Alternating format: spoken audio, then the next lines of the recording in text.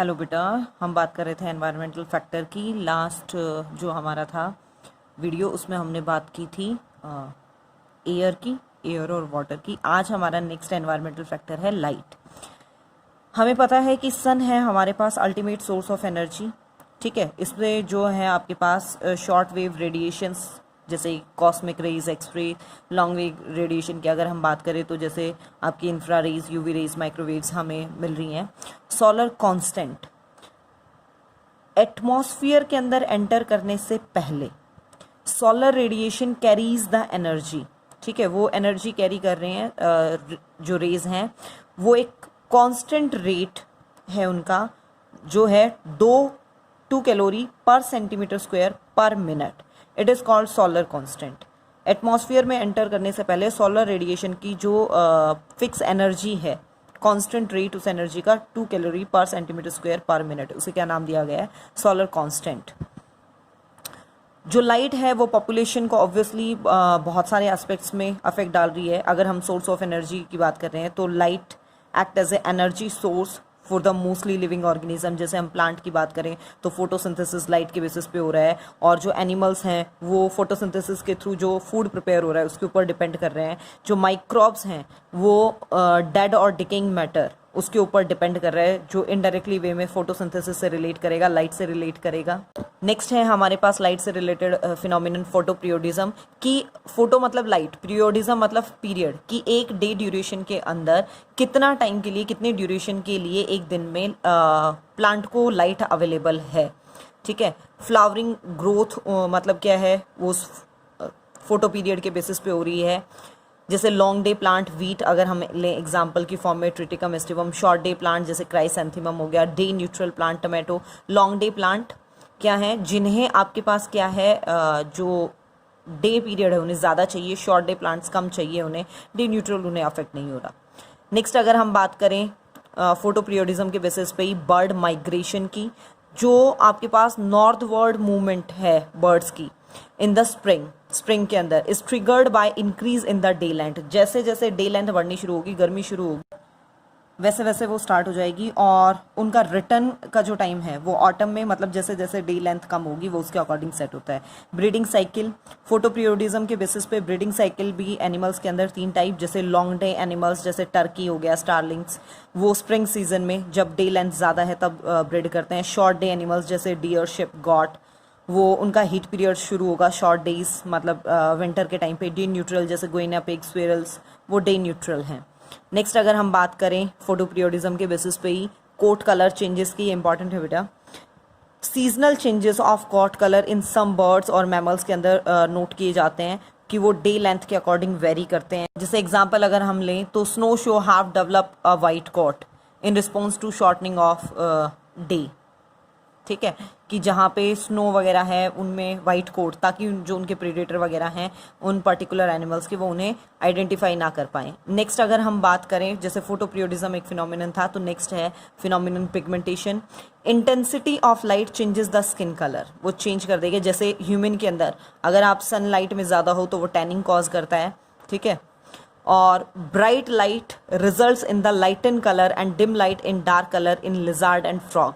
Normally आपने देखा हो लिजार्ड जब सर्दियों के बाद निकल रही है तो वो बहुत डार्क शेड में है, उनमें रिवर्स होता है ह्यूमन से फिनोमिनन।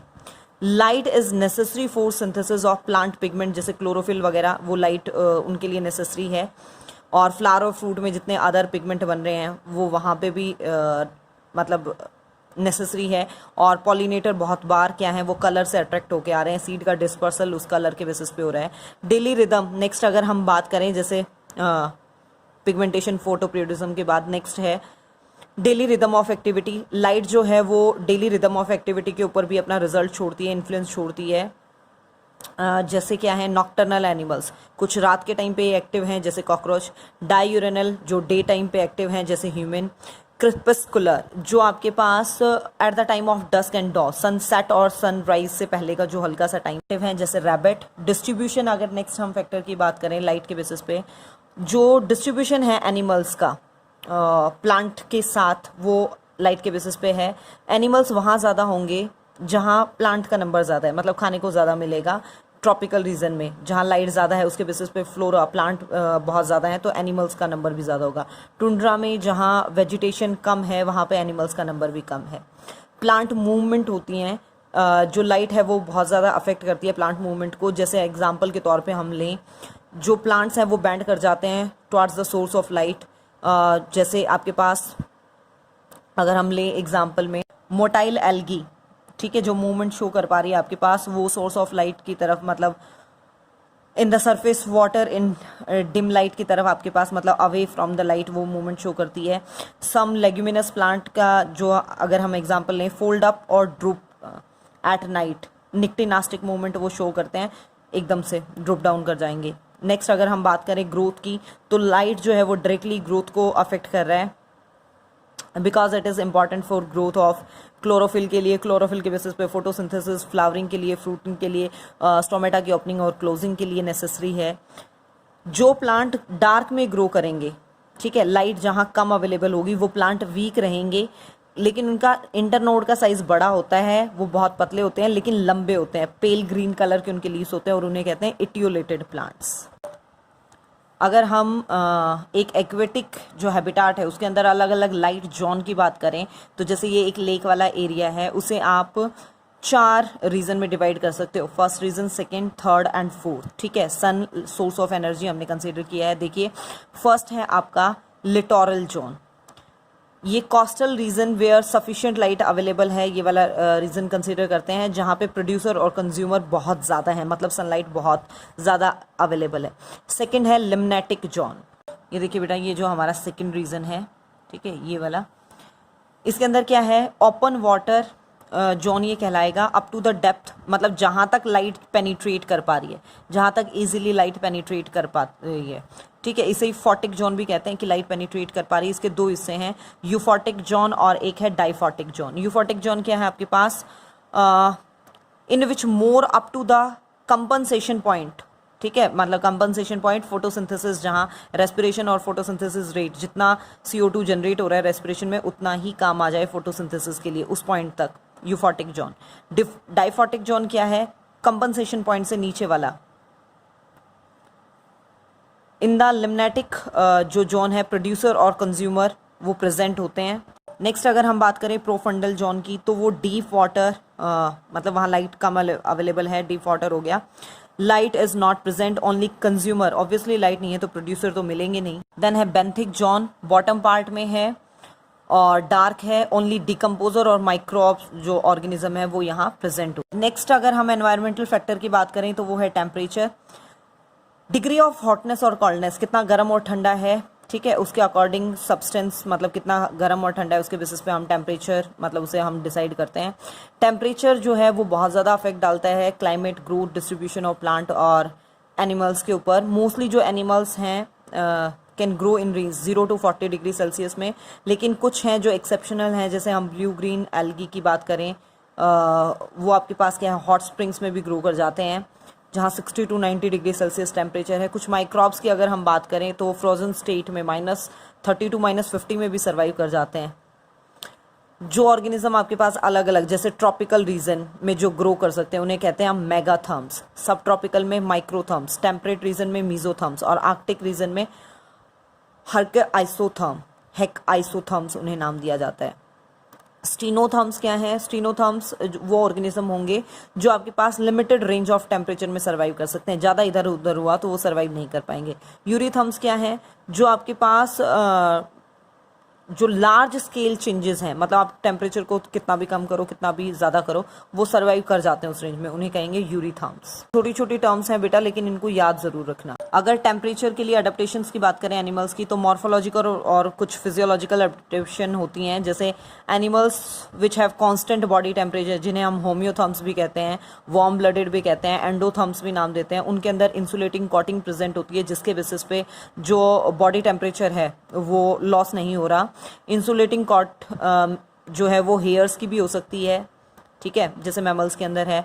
बल्बर, ये फैट की कोटिंग प्रेजेंट होती है वेल के अंदर और सील्स के अंदर। फेदर, जैसे बर्ड्स के अंदर प्रेजेंट है। शिवरिंग वार्म्स अप, जितनी कपकपी वाली वो जो है शिवरिंग, हाथों को जैसे हम सर्दियों में आपस में रगड़ रहे हैं, वो बॉडी को वार्म अप करता है। प्रेस्पायरेशन जितना भी हो रहा है वो बॉडी का टेम्परेचर, मतलब जितना भी स्वेटिंग के थ्रू क्या है, अगर बहुत ज़्यादा गर्मी हो तो बहुत ज़्यादा पसीना आता है, बॉडी का टेम्परेचर कूल कम कर देता है वो। बिहेवियरल अडेप्टेशन की अगर हम बात करें तो वेरिएबल बॉडी टेम्परेचर के बेसिस पे उनका बिहेवियर भी डिसाइड हो रहा है। जैसे जो अकॉर्डिंग टू एनवायरनमेंट अपना बॉडी टेम्परेचर चेंज कर लेते हैं, उन्हें पॉइकिलोथर्मस या कोल्ड ब्लडेड या एक्टोथर्म्स भी कहा जाता है। ये टेम्परेचर से इनके मतलब अडेप्टेशन के लिए अलग अलग मैनर होते हैं। जैसे फर्स्ट है हिबरनेशन, ये विंटर के टाइम पे, विंटर स्लिप भी से कहा जाता है, विंटर के टाइम पे ये कहीं छुप जाते हैं। जैसे मोलस्का, रेप्टाइल्स, एम्फीबियंस, मैमल्स के जो कुछ मेंबर हैं वो शो करते हैं। ये जो कोल्ड वाला टाइम होता है इसे हाइडिंग, वो छुप के अपना निकालते हैं चुपचाप। जैसे किसी केव के अंदर, बर्रों के अंदर, क्रिवाइसिस, होलो, कहीं भी जहाँ भी इनके बिल वगैरह इन्हें मिले, ये वहाँ छुप के अपना टाइम निकाल देते हैं, ट्री ट्रंक वगैरह के अंदर। और हिबरनेशन के टाइम पे एनिमल जो है वो एक वार्म शेल्टर, मतलब जहाँ उन्हें गर्मी मिले, और वो डॉर्मेंट स्टेज में रहते हैं, क्योंकि अगर एक्टिव होंगे तो उन्हें एनर्जी ज़्यादा चाहिए। स्टोर्ड फूड उनके पास लिमिटेड ही होता है, रेस्पिरेशन उनका स्लो हो जाता है, और स्टोर्ड मटेरियल के ऊपर ही ये सर्वाइव करते हैं। एक होता है एस्टिवेशन, जिसे हम समर स्लिप भी कहते हैं, कि बहुत ज़्यादा गर्मी के टाइम पे भी ये सेफ प्लेसेस में छुप जाते हैं और अपना टाइम निकालते हैं, जैसे स्पाइडर है। नेक्स्ट है बेटा विंटर एग। कुछ एनिमल्स जो हैं वो अडल्ट उनके बहुत ज़्यादा टेम्परेचर वेरिएशन के कारण क्या है, विंटर के अंदर डेड हो जाते हैं, मर जाते हैं, और वो अपने एग छोड़ जाते हैं पीछे, जो उस विंटर कंडीशंस में विदस्टैंड कर सकते हैं, सर्वाइव कर सकते हैं। और जैसे ही एनवायरनमेंट चेंज होगा, एग में से हैचिंग होगी और नया ऑर्गेनिज्म निकल आएगा। माइग्रेशन, बहुत सारे जो कोल्ड ब्लडेड एनिमल्स होते हैं वो माइग्रेट कर जाते हैं। अगर ठंड है तो गर्म इलाकों में, और बहुत ज़्यादा गर्मी है तो ठंडे इलाकों में वो माइग्रेट कर जाते हैं फूड वगैरह की सर्च के लिए। तो फॉर एग्जांपल अगर हम लें कुछ इंसेक्ट, जैसे मोनार्क बटरफ्लाई हम ले रहे हैं, फिश ले रहे हैं, बर्ड्स ले रहे हैं, मैमल्स ले रहे हैं, जैसे रेंडियर वगैरह, वो माइग्रेशन शो करते हैं। पीरियोडिक एक्टिविटी वो शो करेंगे कि वो मॉर्निंग टाइम पे अगर एक्टिव हैं तो जैसे उन्हें एयोरियल नाम दिया जाता है, अगर वो आपके पास इवनिंग टाइम में एक्टिव हैं तो उन्हें वेस्परल नाम दिया जाता है। अडेप्टेशन, अगर हम टेम्परेचर की बात करें प्लांट्स के अंदर, तो और जितने भी आपके पास अगर हाई टेम्परेचर में ग्रो कर रहे हैं तो वो उनके बाहर, मतलब लीव्स वगैरह पे, स्टेम वगैरह पे क्यूटिकल, थिक क्यूटिकल बन जाती है, कॉर्की बार्क लेयर प्रेजेंट होती है, हेयरी कोट प्रेजेंट होती है, लीव्स हैं वो थिक हो जाते हैं ताकि वाटर वगैरह स्टोर कर सकें, म्यूसिलेज कोटिंग वहाँ आ जाती है, सॉल्यूट कंटेंट उनके अंदर बढ़ जाता है। फिर एक टर्म है thermoperiodicity, it refers to the regular changes in temperature, कि स्पेसिफिक इंटरवल में कि जितने रेगुलर चेंजेस हो रहे हैं टेम्परेचर में वो क्या कहलाएंगे, थर्मोप्रियोडिसिटी। ये दो टाइप का है, एक है डायूरिनल थर्मोप्रियोडिसिटी, इसके अंदर क्या है, रेगुलर चेंजेस होते हैं टेम्परेचर के अंदर, स्पेसिफिक इंटरवल्स में, एक दिन के अंदर स्पेसिफिक ड्यूरेशन के बाद चेंजेस हो रहे हैं। जैसे हाई टेम्परेचर एट डे अगर है तो वो फोटोसिंथेसिस को फेवर कर रहा है, बहुत ज़्यादा हाई नहीं होना चाहिए, लेकिन अगर बिल्कुल ही लो हो गया तो वो क्या करेगा, उस चीज़ को कम कर देगा। Night stimulates the growth and storage in plants.